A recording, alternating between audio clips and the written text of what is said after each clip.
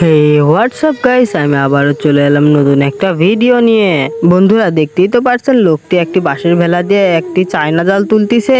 বন্ধুরা জালটি তোলার সাথে সাথে একটি মাছ লোকটিকে ভয় দেখায়। লোকটি মাছটি দেখে আসলেই ভয় পেয়ে যায়। সেই চায়না জালের ভিতর কি কি মাছ ধরা পড়ে তা দেখার জন্য ভিডিওটি শেষ পর্যন্ত দেখুন।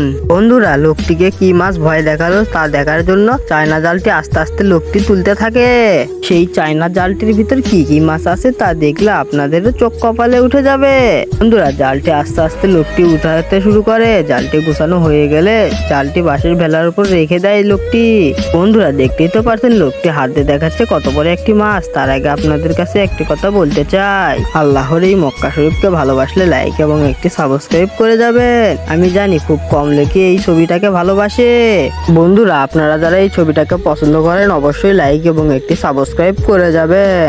বন্ধুরা দেখতেই তো পারছেন, চায়না জালটির ভিতর থেকে আস্তে আস্তে মাছ ঢালতে শুরু করে লোকটি। বন্ধুরা দেখতেই তো পারছেন শেষে কত বড় একটি হাঙ্গরি মাছ ক্যারেটের ভিতর দেখা যাচ্ছে।